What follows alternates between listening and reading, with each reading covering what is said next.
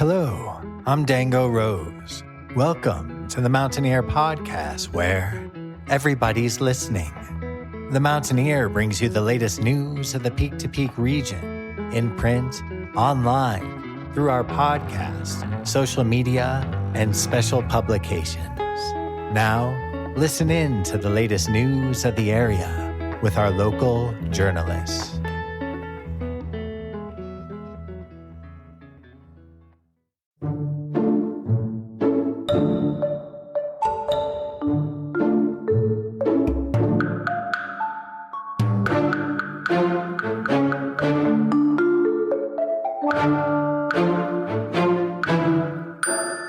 Nothing disrupts the peace and beauty of mountain living like transplants and tourists, unless it's a transplanted moose.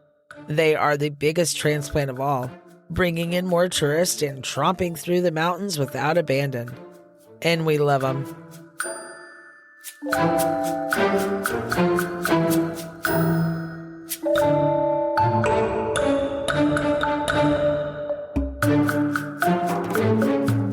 Up until about 30 years ago, moose were rarely seen in the Rockies outside of the occasional straggler bull moose. The idea of bringing moose to Colorado first came up in the 1950s.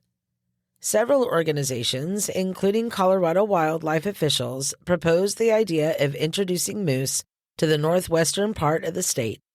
A large number of ranchers came out in strong opposition. The most common concern: moose would compete with cattle and sheep on grazing land and damage local ecosystems. The idea was brought up again in the 1960s. This time, even more people and organizations, from state to federal, worked together for the next 2 decades. Finally, in 1978, 12 moose from Utah and 12 from Wyoming were brought in and dispersed among 8 counties in Colorado, including Gilpin and Boulder. The reason at the time behind wanting to establish a moose population in Colorado was for the sole purpose of providing more hunting opportunities. But before that could happen, the animals had to be protected and given time to start producing new calves. Initially, the fine for illegally killing a moose was $1,000 to $5,000, with the possibility of jail time for up to 1 to 3 years. In 1983, the fine for killing a moose had gone to a flat rate of $1,000 for the first offense and double for the second. In the fall of that year, the Mountaineer reported that 2 men, both from Colorado, were arrested and charged for killing one of the banded moose from Wyoming, along with a yearling calf. Also in 1983, in a separate incident, it was reported that another man from California was charged for killing 2 more moose. An additional 2 more were found dead that year, killed by gunshot, but the person or persons responsible for those was never found.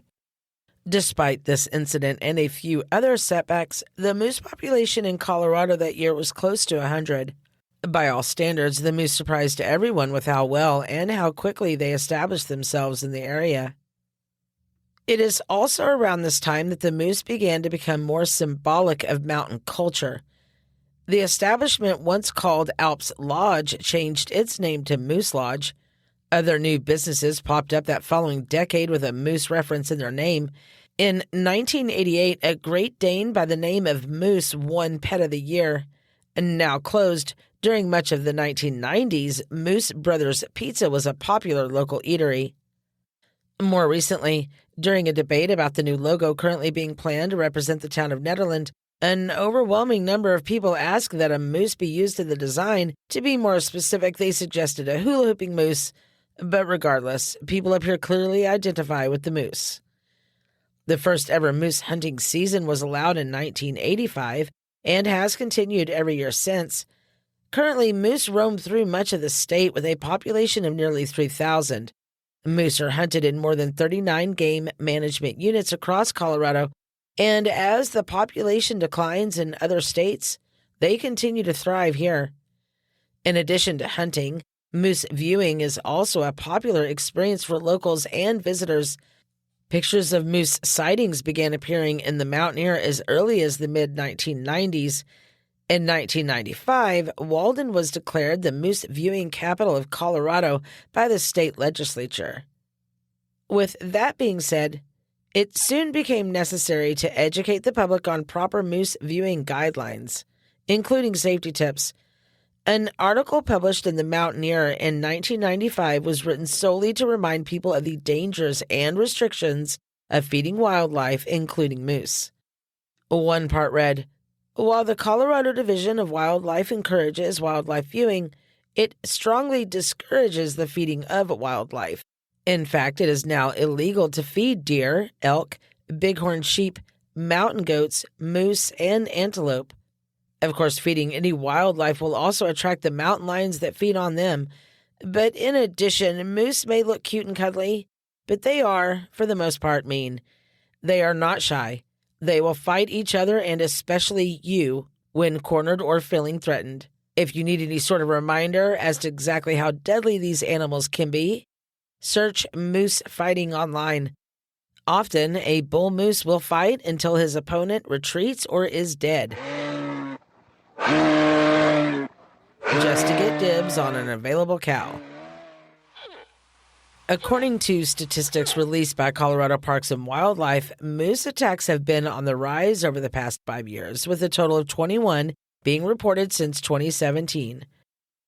In 2014, the Mountaineer reported one of the first attacks in the area in Gilpin County near the Forest Hills subdivision.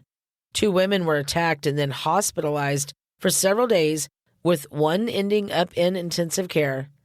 In 2019, Doug Gibney, who had been a caretaker for Arapahoe Ranch above Nederland and pastor at Calvary Chapel Church in Nederland since 1980, was attacked by a cow moose protecting her calf. Reporter John Scarf described the attack. As he was heading back to the house, the moose came out of the willows. Gibney was spun around, and then the moose came back. He was knocked down 3 times. The last charge spun him around, and then the moose came back at him and reared up. Gibney rolled over to the opposite side, and the moose crushed his ribs. Eventually, Gibney's dog came up and barked until the moose released Gibney. He had to retreat to a pond until the cow returned to her young and walked on. No action was taken against the moose. The moose was in its natural habitat, and the attack likely a result of seasonal behavior. That same year, area wildlife manager Kristen Cannon reminded people they may be aggressive toward people, but especially people with dogs, and especially if those dogs are off-leash. Just this past spring, a man in Coal Creek Canyon was attacked.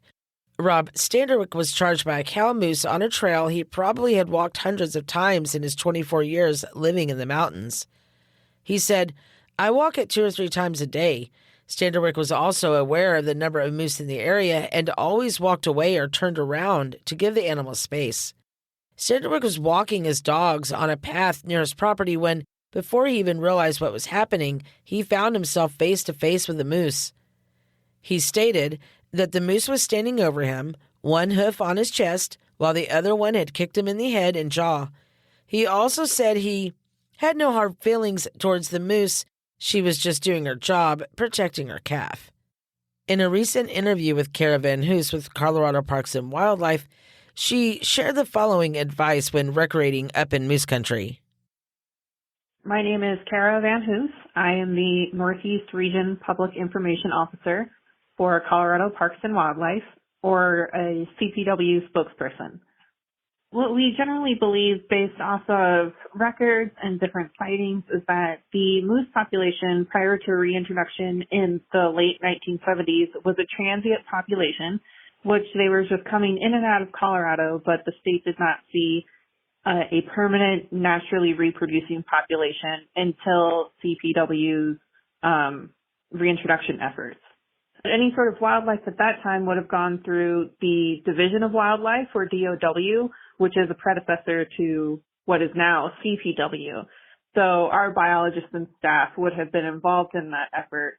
Yeah, it would have been a mix of bulls and cows and probably around mature breeding ages. So they would be able to produce calves and have their own young. So it's a different subspecies of moose than what you would see in Alaska. It is a little bit smaller, but don't sell them short. The moose that we have here are still pretty large. They can get up to 6 feet standing tall. between 800 and 1,200 pounds, and they are incredibly fast for their size, so they can run up to 35 miles an hour.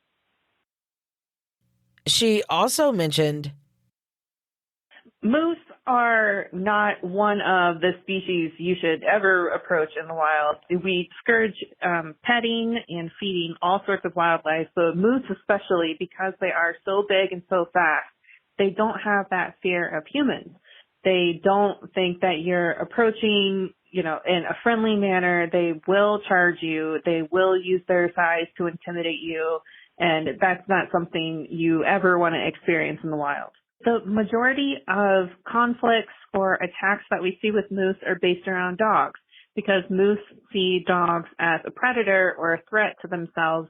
So they will chase after dogs. They will attack them, even if dogs are on leash. So that's something that if you're hiking or recreating in moose country to really be aware of, is to keep your dog close to you, keep it on leash, and just stay away from kind of those riparian areas. So anywhere near water with like those willow trees, that's where moose like to hang out. And even though they're so big, you may not see them when you turn a corner.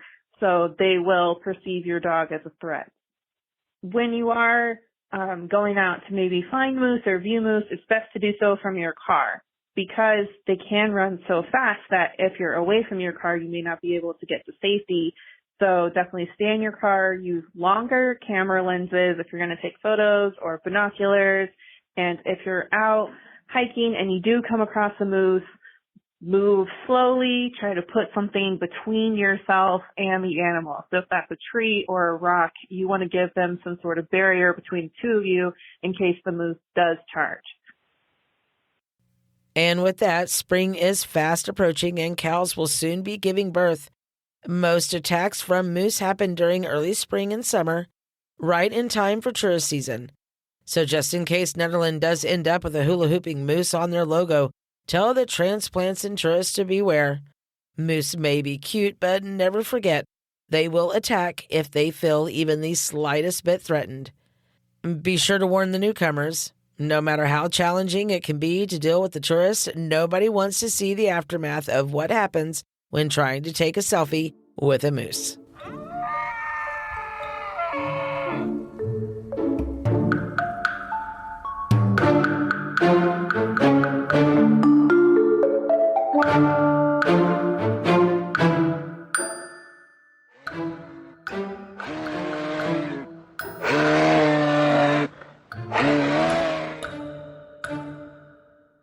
Read more about the history of moose in Boulder and Gilpin counties by visiting our historic archives online at coloradohistoricnewspapers.org. This is the Mountaineer Podcast. I'm Cynthia Davis. Thank you for listening.